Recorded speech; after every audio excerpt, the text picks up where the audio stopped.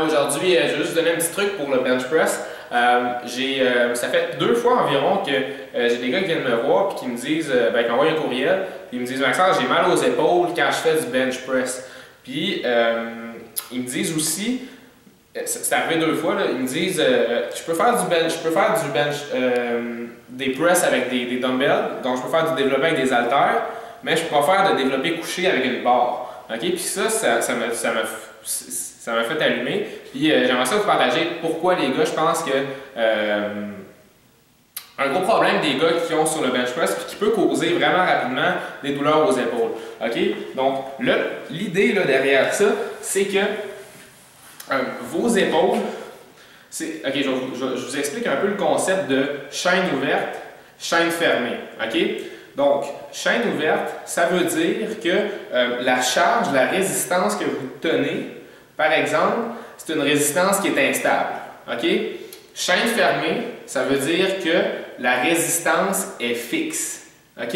Donc, par exemple, si je prends l'exemple d'une traction à la barre, je suis en chaîne fermée. Ok?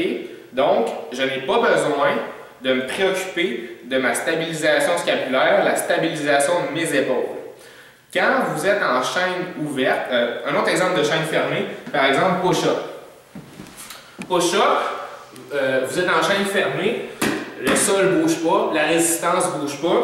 Donc, vous n'avez pas besoin de vous préoccuper de la stabilisation scapulaire, donc de stabiliser vos épaules, là, qui est une articulation qui est assez mobile.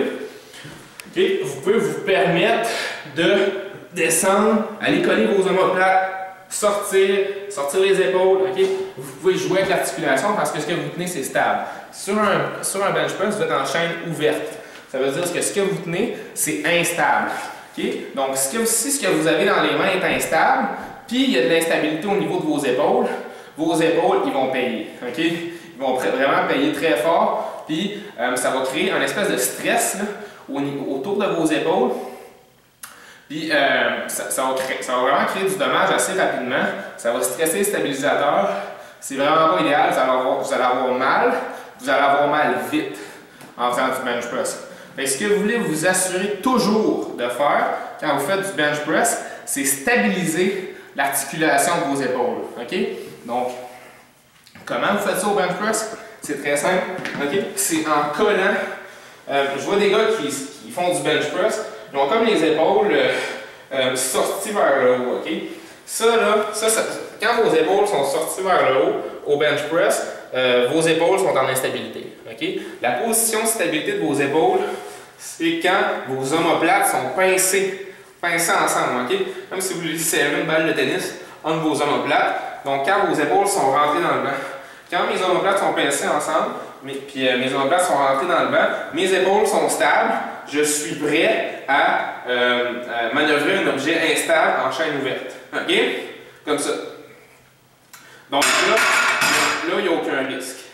Quand vos épaules sont instables, là, vous avez une charge instable dans les mains, là, vos articulations d'épaule, ils paniquent, puis c'est là que vous pouvez vous blesser big time.